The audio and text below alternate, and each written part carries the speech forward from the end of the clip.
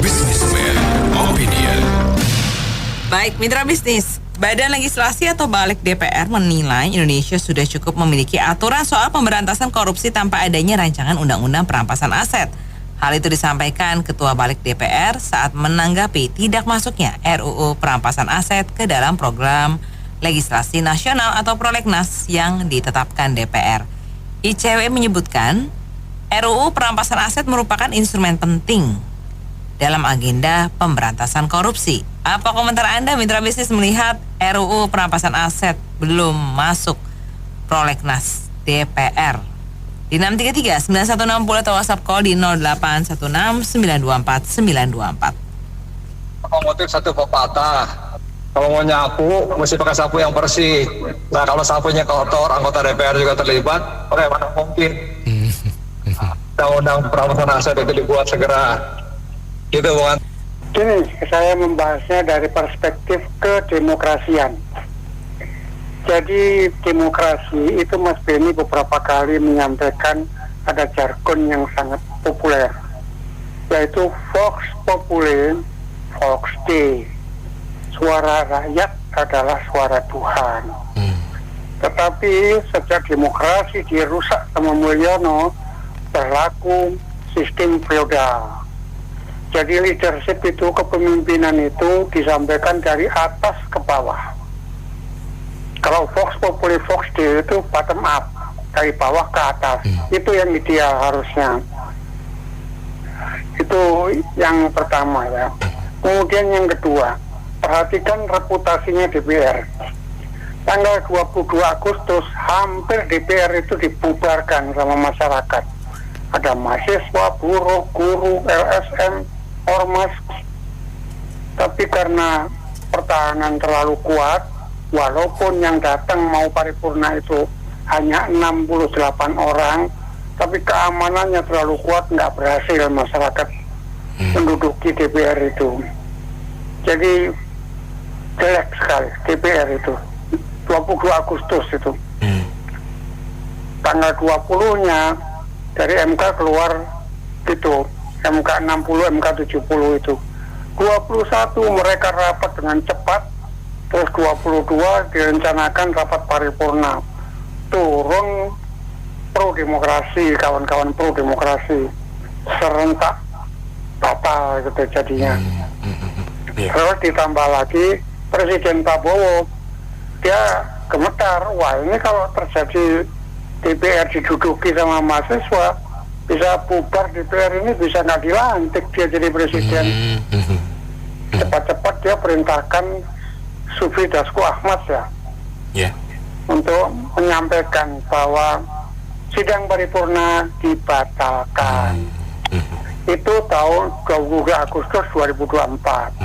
Waktu zaman SBY, waktu rame-ramenya kasus IKTP, ada 25 atau 27 orang anggota DPR yang mengembalikan dana korupsi yang dimakan mereka, tapi karena sudah teridentifikasi 25 atau 27 orang, saya nggak tahu, mereka mengembalikan.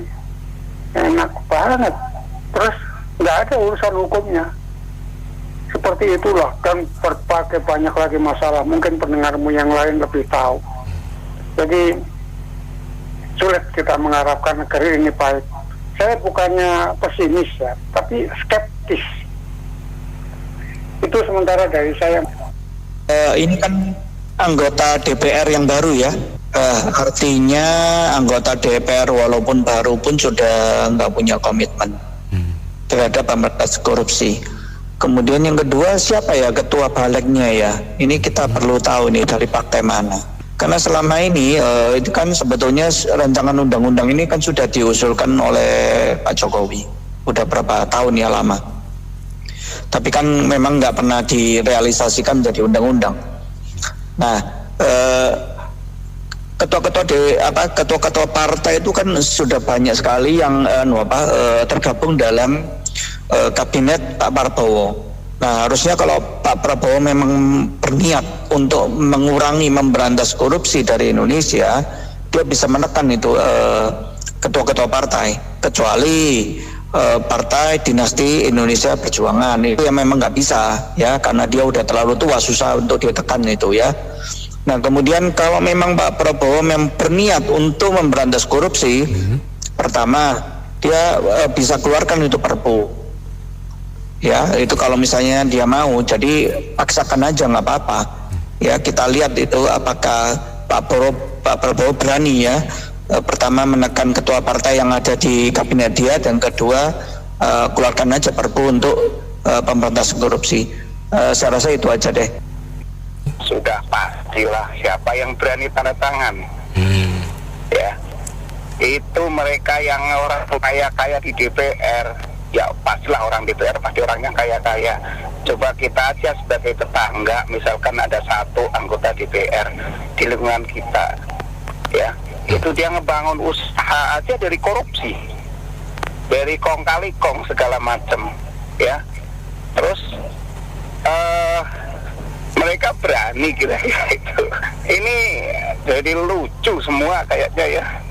Mau ganti 1000 presiden pun kalau modelnya kayak begini, susah ini negara ini keluar dari korupsi ya. Sangat-sangat memprihatinkan memang ya. Tapi setelah kita coba lihat ke depan, ini Prabowo berani nggak itu nanti ngomong ya, bahwa itu kan diusulkan sama pemerintah ya. Kemudian kalau lihat gendutnya kabinet Prabowo, nah itu kan kayaknya banyak sekali nanti bakalan wakil menteri yang butuh apa ya, semacam saya harus action apa gitu. Yang saya harapkan sih menteri dari bidang yang membawai korupsi ini, mereka yang berani itu berkoar-koar seperti sekarang kita lihat ya, ada menteri, wakil menteri itu si perumahan ya, wah dia kita lihat di YouTube luar biasa. Nah kita lagi nunggu nih wakil menteri yang di bidang hukum atau bidang apa ini yang membawainnya, berani nggak dia keluar-keluar itu pembuktian terbalik ya. Itu udah dari, saya ingat sekali dulu saya kenal namanya waktu ketua MPR-nya itu Pak Hidayat Nur Wahid, kebetulan pernah berkunjung ke tempat beliau ya. Itu salah satu pengusul itu ya, bahwa perlu adanya pembuktian terbalik. Dari mana ini para orang kaya dapat kekayaan begitu ya. Moga-moga kita doakan aja lah ada yang berani dari pihak pemerintah, dari wakil-wakil menteri yang kayaknya begitu gegap gempita saya lihat mereka komentar-komentarnya. Terima kasih. Sepertinya kalau perampasan aset itu kan sebenarnya sudah ada di undang-undang lama ya, yang sampai sekarang ini masih gunakan Mas. Cuman itu kan banyak kurangnya, banyak celah-celah yang bisa dibelokkan kanan kiri, sehingga mungkin perampasan asetnya bisa diganti dengan subsidi kurungan atau denda atau apa segala macamnya. Nah, mungkin celah inilah yang dipakai oleh para anggota DPR sekarang ini supaya mereka nggak mau memutuskan undang-undang baru mengenai perampasan aset. Karena kalau sampai undang baru tersebut disahkan secara resmi, secara tertulis, secara hukum, maka itu seperti senjata makan tuan, Mas. Ya, karena mereka itu nanti akan menjerat mereka sendiri. Kalau mereka korupsi, atau mereka akan dihabisin. Nah, gak ada yang mau bahas soal itu lagi gitu. Kalau bahas itu namanya kayak semacam ular cari gebuk lah, Mas. Makanya mereka masih bertahan dengan produk undang-undang yang lama, karena itu banyak sekali celah yang bisa dimanfaatkan. Ya seperti namanya berorganisasi, berkumpul. Kalau temannya kena musibah kan bisa saling membantu gitu, Mas. Masa teman sendiri jorogin pakai undang-undang perampasan aset, ini gimana itu? Ya, yang pegang kuasa kan mereka. Kita minta, tapi semuanya kan ada di tangan mereka. Mereka mau atau enggak. Kalau mereka nggak mau, bisa apa coba? Kita juga nggak bisa apa-apa. Jadi kalau ditanya, ya udah begini-begini aja. Kalau kapan sampai titik rusaknya negara ini, ya ditunggu aja. Karena memang pemangku kepentingan nggak mau menggolkan ini. Rakyat boleh saja berteriak, tapi asal ingat, saat semua anggota DPR kompak, mau apa? Mau pakai people power, Ya tergantung siapa yang mau nyandang dana gitu aja. Sementara di mereka kan juga kompak. Apalagi sekarang cuman PDIP sama Nasdem yang nggak di dalam. Dan kita pun nggak bisa berharap banyak juga. Jadi dari saya sih itu aja. Kita cuman bisa berteriak, dan apakah suaranya didengar? Ya kita juga nggak tahu deh. Begitu aja deh. Hari ini kan berita ini kan menurut saya berita yang agak kurang ajar kalau sampai nggak masuk ke prolegnas. Nah, tolong bro, cari itu Puan Maharani tinggalnya di mana bro? Kita kopi darat, kita rame-rame datangi rumahnya bro. Anak buahnya kan beliau kan ketua DPR. Ya kan, beliau kan yang harus ketok dong. Ini masuk nggak prolegnas nih, rancangan undang-undang ini, jangan main-main nih. Ini urusan serius nih. Ya kan, di eksekutif Pak Prabowo dalam hal ini Kementerian Hukum dan ini kan Yusril. Mereka punya tugas ini mendesak nih. Ini soalnya berita ini bikin kuping kita panas bro. Betul. Masa nggak masuk prolegnas? Padahal ini yang sangat penting. Jangan masuk yang aneh-aneh, yang lain-lainnya. Ini penting nih, rancangan undang-undang perampasan aset, pemiskinan, dan pengaturan uang kartal. Ini harus. Jadi gimana bro, kapan kita ke rumahnya Puan nih?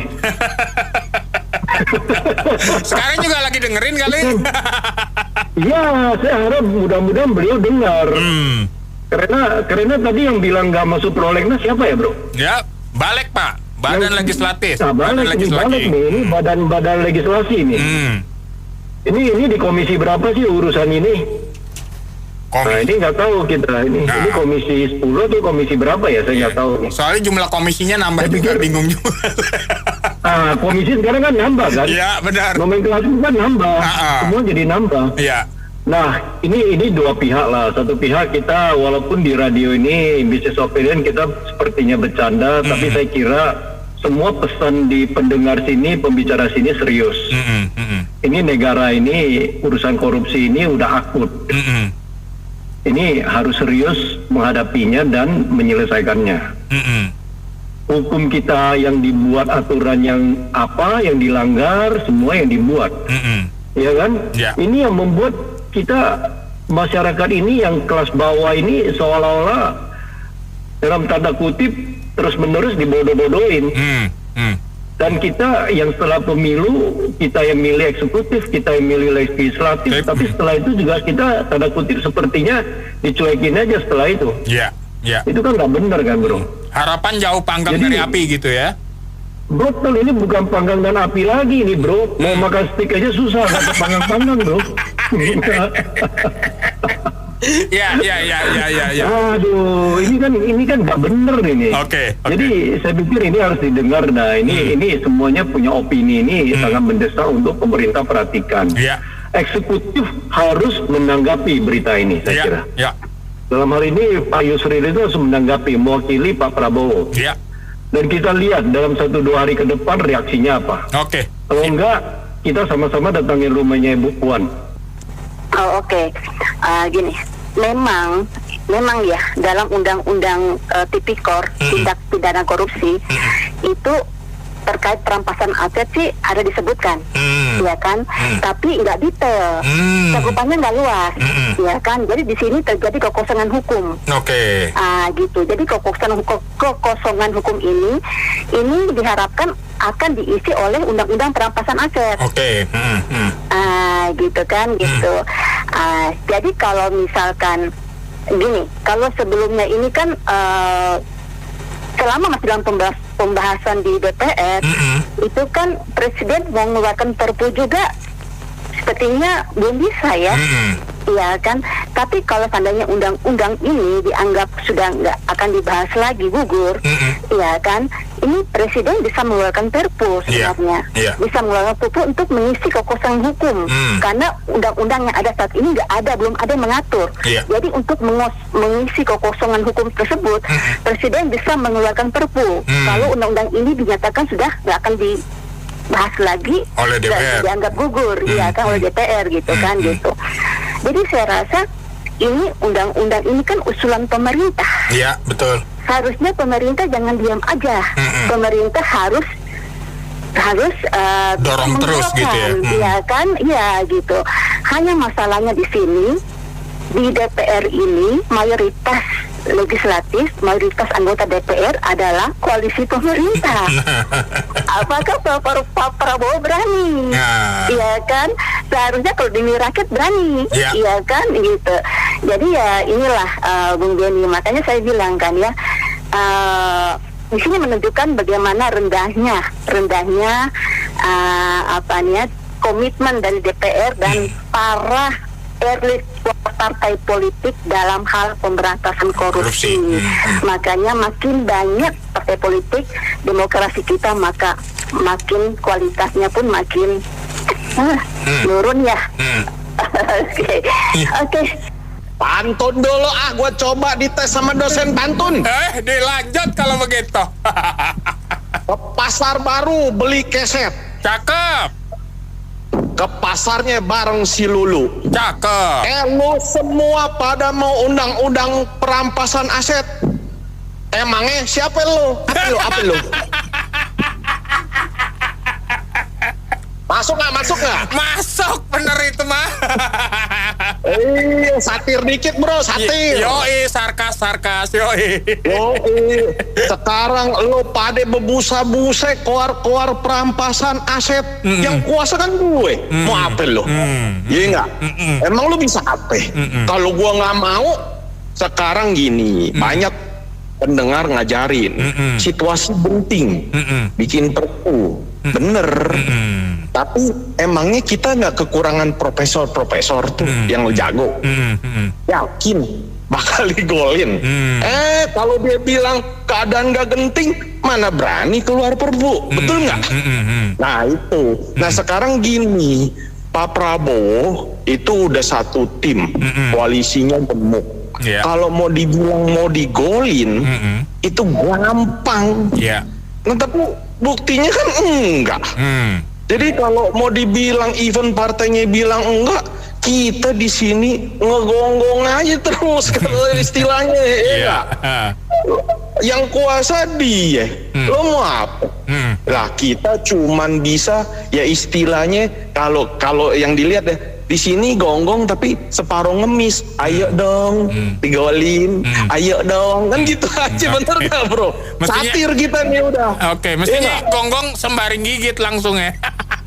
Nah, emangnya punya giginya udah ompong. Ntar kayak akong lagi. Kalau Bro BR sih masih kuat, bini 4 pakai fuso, ya enggak? Jadi gini bro, kalau kemarin kita sibuk sama legalisasi prostitusi judi online, jadi judol itu merusak keluarga, korupsi meluluh lantakkan negara. Itu aja bro. Mau sampai ganti lebaran tahun kuda, ya, atau mau ganti tahun naga terbang, ya kan, kita sampai berbusa ya kalau nggak ada itikat baik, ya kan. Kalau saya selalu bilang ini taman bermain, kelompok bermain, taman kanak-kanak ini kan ya, ya kita anggap aja ya. Kalau memang nggak ada itikat baik, ini kan rancangan undang-undangnya dari 2008 ya. Nah 2008 ke 2024. Masuk alasannya banyak banget ya, tarsop gitu ya. Alasannya 1000 gitu ya. Terus juga kan tadi saya sepakat tuh pendengaran sebelumnya. Memang kalau keadaan emergensi ini sebetulnya koruptor ya, maling-maling ini sudah masuk extraordinary crime. Betul. Ya, jadi kalau kondisi darurat ya, kalau saat ini sangat darurat, emergensi, ibaratnya harus masuk IGD. Karena apa? Karena defisit, kan Menteri Keuangan defisit ya, sampai bingung pajak, gue pajakin apalagi ya, Bung Ben juga ntar makan makan cilok dipajakin kali ya. Ya kan? Nah berarti kan udah defisit nih, ya kan? Gimana nggak bocor, ya kan? Keuangan negara penerimaan yang nggak ada, cuma bocornya kemana-mana. Sekarang gini ya, saya logikanya gini ya, belum lama aja kan kasus yang tol MBZ itu hukumannya cuma 3 tahun, terus dendanya goceng. Itu kan diketawain ayam ya Bung Ben ya.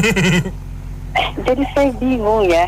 Jadi ya kalau nggak begini nggak Indonesia sih memang ya. Jadi kalau memang mau itikat baik, ini saya rasa Pak Presiden kita kan karena ini ya backgroundnya militer pasti tegas ya. Ya dibuat perpu gitu loh. Kalau memang negarawan itu memang sulit sekarang Bung Ben ya. Ya jadi negarawan itu yang mengabdi sama negara bangsa ya, sama rakyat, bukan mengabdi sama partai politik ya kan. Jadi majikannya itu kan sudah jelas rakyat ya kan. Jadi ya apapun alasannya ya, jadi nggak ada tuh ya mau alasan bukan prioritas atau apapun. Kalau perlu gini deh Bung Ben, kita kan majikannya mereka nih ya kan. Mereka kita gaji dari APBN kan. Betul. APBN dari pajak kan. Dari pajak ya. Nah ini kan ibaratnya nih pembantu-pembantu kita nih ya. Kalau mereka bandel nih, mereka nggak mau buat juga nih undang-undangnya, nggak usah bayar pajak. Atau kita pecat aja dia. Iya kita pecat. Ngapain kita gaji kan? Kita nggak kekurangan ini kok, nggak kekurangan penduduk Indonesia dari Sabang sampai Merauke masih cukup lah. Kalau nggak becus mundur, gitu kan? Iya. Jadi saya sayangkan ya, ini tokoh-tokoh yang ada di dalam ini memang harus potong satu generasi mungkin ya. Jadi ya kalau memang niat baik ya, kalau nggak mau Indonesia nanti cuma jadi gambar aja gitu ya, jadi punah kayak dinosaurus, cobalah itikat baiknya. Tadi saya setuju tuh perpu karena memang ini sudah emergensi ya. Kalau nggak becus ya pecat aja gitu. Jadi memang sekarang itu anggota legislatif kualitasnya berbeda sama dulu Bung Ben. Ya kalau dulu memang harta bahkan nyawa dikorbankan buat bangsa dan negara, ya kan. Sekarang gimana caranya ya nih harta APBN negara kita rampok rame-rame, pokoknya beda lah kualitasnya sekarang jauh gitu loh. Ya jadi saya sayangkan, saya punya pantun cuma ini kayaknya sudah pernah saya ini sih ya, nggak apa-apa ya, saya ulang lagi. Ungkapin aja nggak apa-apa Bu. Iya ya. Jadi ini pantunnya udah pernah saya ini sih. Kemarin udah saya pernah pantunkan. Coba. Coba ya. Bung Denny Ramadi pergi ke pasar. Cakep. Ke pasar membeli kitchen set. Cakep. Kalau DPR nggak gini, pecah saja DPR. Kalau nggak becus, buat undang-undang perampasan aset. Gitu ya. Ya benar ya. Saya sudah bilang tidak perlu lagi katanya Mbak. Gimana rampasan aset? Mereka merampas aset negara, uang negara mereka tanpa persetujuan DPR kan, koruptor ini. Ya enggak? Bagaimana negara harus minta persetujuan DPR lagi untuk rampasan aset mereka yang koruptor ini? Kita udah tidak bisa berharap lagi kepada wakil-wakil rakyat itu, katanya rakyat yang mana kita juga nggak tahu juga ya, karena tidak ada berpihak ke rakyat. Mungkin ya tadi dengarnya katanya modal jadi anggota DPR itu sekian miliar ya. Iya nggak Mbak? Iya ada yang seperti itu. Nah begitu, mungkin mereka hitung-hitungannya kapan saya balik modal, ya kembali lagi. Lebih baik usul saya ke Departemen Keuangan Pajak Bu Sri Mulyani, lebih baik dilegalkan saja lah, itu pendapatan lain-lain lah di kasar bicara ya. Pajak mana Pak? Apa? Pajak mana yang dilegalkan? Disahkan saja, dilegalkan yang koruptor ini, korupsi ini, pendapatan lain-lain mereka lah. Yang koruptor ini, anggap aja itu korupsi, pendapatan lain-lain mereka dari hasil kerja mereka. Nggak tahu uang dari mana, uang siluman atau nggak apa. Yang penting ada dari Departemen Keuangan mengeluarkan pendapatan lain, ibaratnya koruptor lah, kasar langsung aja terbuka saja lah untuk para koruptor ini dibuka SSP-nya untuk para koruptor ini, walaupun mereka bekerja mengabdi kepada negara atau siapapun ya, mereka buka SSP-nya apa bentuknya apanya itu, dikenakan pajak 25%. Berapa korupsi yang dikumpulkan mereka, uang itu yang mereka sudah ambil uang negara ini, dilaporkan, dikenakan biaya pajak 25%. Misalnya 1 triliun, dipotong 25% pajaknya. Itu kalau mereka lapor, aman. Tapi kalau mereka tidak lapor, dikenakan denda 200%. Dan aset-aset pribadinya disita. Karena kan mereka udah jelas-jelas korupsi. Ya enggak? Iya. Itu kembali lagi. Kalau mereka masih tidak ada malu-malunya, sudah dilegalkan kayak gitu, mereka masih mempekerjakan uang-uang negara mereka kantongi dengan tidak mau bekerja mau uang banyak. Ya kembali lagi kita bilang, kalau yang muka tembok mungkin mereka akan jalanin sekali, kedua kali mereka jalanin lagi nggak, ketiga kali jalanin lagi nggak. Jadi untuk kelanjutannya itu mereka itu akan berpikir ulang. Ini korupsi saya udah dilegalkan nih, nyaman nih saya. Tapi kalau tidak dilegalkan, anggota DPR pun tidak mensahkan, aset-asetnya disita oleh negara, ya begini terus Mbak. Ya itu kembali lagi, karena modalnya belum balik, hitung-hitungan kasarnya. Ya kembali ujung-ujungnya, nanti teks amnesti berlaku. Memang banyak permainan, banyak permainan lah Mbak. Mungkin antara orang pajak sama ini, kita ya kasar bicara lagi, saya bilang, daripada kita KPK, kita gaji banyak-banyak, antara kita bayar KPK, apalagi sekarang KPK sudah dilemahkan, ya enggak? Miliaran rupiah, ratusan miliar rupiah kita bayar tiap bulannya KPK itu, tapi hasilnya tidak ada. Jadi pendapat saya, ya DPR tidak mewakili rakyat. Terus saya bilang mereka itu semua pembohong. Membohongi rakyat, membodohi rakyat. Kita ini sedang dibodohi sama mereka. Ya, sekali lagi kita ini sedang dibodohi sama anggota DPR. Coba dicek itu balik itu siapa yang ngomong tuh, dari partai apa? Itu partai nggak benar itu. Udah itu aja, makasih. Menurut saya di DPR itu Dewan Penyiksa Rakyat lah. Bukan perwakilan rakyat, karena dia tidak mewakili rakyat. Dari zaman dulu kan Pak Jokowi juga sudah mengajukan tuh rancangan perampasan aset. Bertahun-tahun tidak di-approve juga. Nah, berarti kan kita bisa melihat bahwa ada sesuatu yang terjadi di sana. Kalau mereka sudah mengeluarkan uang untuk jabatan mereka, berarti mereka siap mengeruk kembali. Jadi intinya adalah ya, mereka tidak sahkan karena mereka merasa kalau mereka sahkan itu akan menjadi bumerang buat mereka sendiri. Karena saya lihat banyak, gak usah jauh-jauh, saya lihat artis aja deh, artis ataupun siapapun yang di sana itu karena ya kalau misalnya artis juga nggak ada kerjaannya, ngapain di sana, cuma duduk dapat duit udah selesai. Saya nggak pernah dengar kiprahnya mereka apa gitu loh. Kedua, kalau mereka di sana cuma untuk jabatan aja, ya makanya seneng ya duduk di situ santai dapat duit, ya besok kampanye lagi untuk cari duit lagi. Dan mereka cuma benar-benar petugas partai, bukan mewakili rakyat.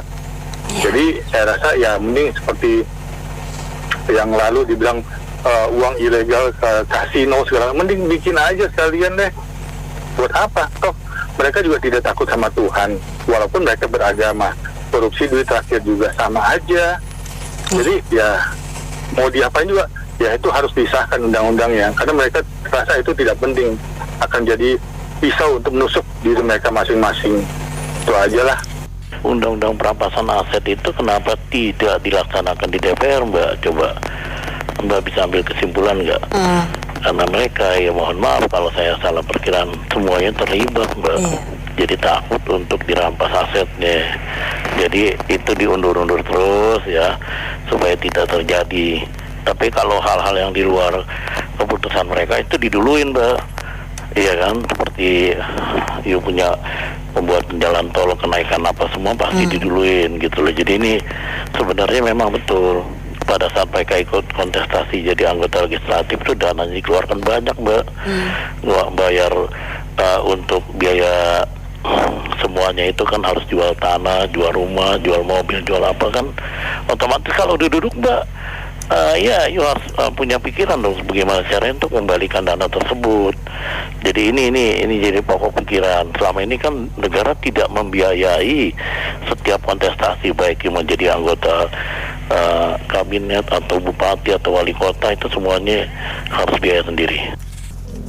Ya sih, makanya saya kemarin golput. Saya dua-dua nggak ikut. Karena saya melihat ya itu cuma tetap orang-orang yang sama, cuman yang jadi presiden dan yang menang partainya beda-beda. Tapi sama aja sih, sebenarnya sih dari menteri yang itu aja, HAM aja dia minta 20 triliun loh. Itu apa? Dia apa? Mau bangun ini, bangun itu. Sementara itu kan kerjaan dari menteri yang lain gitu loh.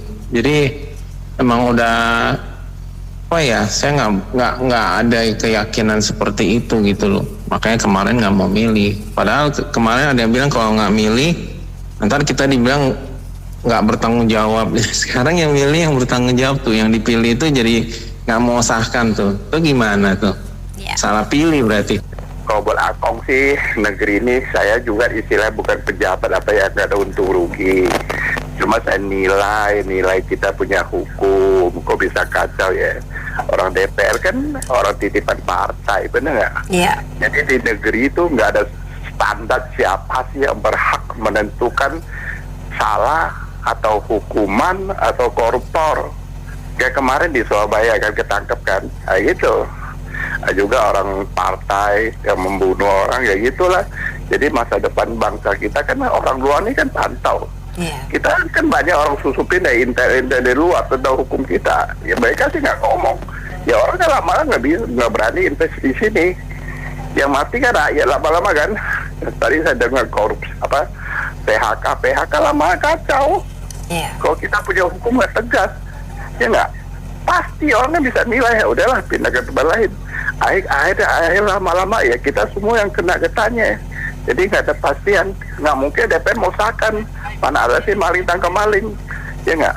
Ya itu saya punya pandangan sih gitu, masa depan bangsa kita hukumnya pasti carut marut. Jadi nggak ada, berarti dia itu nggak takut sama Prabowo. Ya gitulah negara kita, kalau banyak partai pasti kacau. Kalau DPR nggak mau membahas tentang RUU perampasan aset, Presiden kan bisa mengeluarkan Perpu atau Kepres gitu. Jadi nggak ada alasan untuk tidak melakukan gitu. Dan mungkin kalau perampasan harta itu dipastikan kembali ke negara untuk rakyat gitu, jangan hartanya tuh dibagi-bagi malah gitu. Kemudian yang paling penting tuh ada niat gitu untuk melakukan pemberantasan korupsi dengan benar-benar gitu, nggak hanya ngomong-ngomong gitu. Makasih ya. Kita kan sudah tahu, saya sudah kasih tahu di TV, barusan ada berita itu, berita TV bahwa ada anggota DPR yang mengatakan untuk menjadi anggota DPR 20 miliar dikeluarkan. Padahal di undang-undang pemilu nomor 7 tahun 2017 di pasal 23 itu mengatakan tidak boleh menggunakan uang di pemilu. Dalam arti kata yang pertama tidak boleh membeli jabatan, yang kedua tidak boleh membeli suara kepada rakyat atau suara rakyat tidak boleh dibeli atau memberi uang atau sembako. Tapi kan ini kan dilakukan kemungkinannya oleh mereka eksekutif, legislatif. Kita tahu ini kan sudah banyak terjadi, hanya KPK-nya bilang nanti tidak bisa membuktikan, itu kan alasan kuno, sebetulnya ada buktinya gitu ya. Kemungkinan nggak malas atau tidak mau cari bukti, mungkin lo dapat bagian kemungkinan seperti itu. Jadi ini sudah permainan antara mereka aja, ya eksekutif, ya legislatif, ya yudikatif, ya bagian yang lain-lain itu sudah permainan mereka. Jadi kalau ada nanti tax amnesty, itu juga permainan mereka juga kemungkinan. Lalu ketika nanti dipotong-potong pidana, dendanya hanya 5.000 padahal korupsinya 300 triliun rupiah, Avemus dan kawan-kawan, itu kemungkinan sudah di planning. Masa korupsi 300 triliun rupiah rame-rame 6 orang itu oknum, tiba-tiba dendanya masing-masing 5.000 perak, hukuman 3 tahun, yang benar aja kan di negara banyak yang hilang. Itu pun undang-undang perampasan aset dan pembelian terbalik tidak disahkan juga oleh DPR. Padahal tadi kemungkinan curang untuk menjadi pejabat eksekutif dan yudikatif. Jadi usut aja dari kemungkinan curang cara menjadi pejabat negaranya. Jadi mereka ilegal status, misalkan gitu. Jadi ya udah diganti sama yang benar-benar jujur, yang baru, yang benar-benar jujur, kredibel, amanah dan bisa dipercaya. Kan kita kan sudah bilang, rakyat ada kemungkinan permainan skenario yang bisa gratis jadi pejabat negara eksekutif, legislatif, yudikatif. Ada juga yang membayar. Yang jujur ada nggak? Ada sedikit kemungkinan seperti itu. Setiap pemilu diadakan di negara ini kemungkinan seperti itu. Ya kalau DPR melegalkan undang-undang tersebut, sama aja mereka itu menganggap diri mereka itu bodoh. Itu senjata makan tuan. Kalau disahkan, habis itu anggota DPR itu. Masalahnya mereka selalu berlarut-larut ditarik di sinilah sudah ada hukumnya lah, bla bla bla. Kenapa mereka nggak sahkan hukum mati, perampasan aset? Ya mereka bangkrut, miskin semua. Ya kan? Kalau mau tegakkan hukum, ada yang lagi politikus mengatakan emangnya hukuman mati menyelesaikan masalah? Enggak semua masalah selesai. Tetapi dalam 100 kasus tinggal 10 kasus tanpa hukuman mati, tanpa perampasan aset. Wow, Mahkamah Agung punya pensiunan triliunan. Jadi jujur aja kalau dipertanyakan kenapa, ya mereka itu pinter. Kalau saya sahkan, matilah kita semua, bukan tahu. Nggak bisa hengki-pengki lagi, ya toh? Jadi kalau mau mengharapkan mereka mensahkan undang-undang perampasan aset, menindak dengan hukuman mati, itu hal yang tidak mungkin. Karena Prabowo hanya menghimbau. Presiden kita yang terpilih memang pidatonya bagus, 1000% saya akuin. 1% yang buat itu ibarat nila setitik rusak susu sebelanga. Dihimbau menteri-menteri, menteri jangan ambil duit APBN. Itu ngomongan anak kecil. Terima kasih. Ini itu mimpin siang hari bolong. Karena apa? Perusahaan hak itu, perusahaan aset itu nggak mungkin dilakukan sama anggota DPR. Karena anggota DPR itu sendiri udah maling, nyolong semua. Jadi kalau mamanya dia bikin, dia kena senjata, makan tuan. Jadi itu namanya dia melindungi aset dia sendiri, aset nyolongnya dia. Nggak mungkin bisa dibikin mimpi dia siaran hari bolong. Kita teriak-teriak percuma karena payung hukumnya itu nggak dibikin sama anggota DPR. Jadi anggota DPR itu melindungi dirinya dan dia sendiri yang punya wewenang untuk membuat undang-undang itu. Jadi percuma kita ngomong teriak-teriak sampai setengah mati juga nggak ada karena payung hukumnya nggak dibuat. Prabowo juga ngomong tentang korupsi dihantam begini, nggak bisa juga.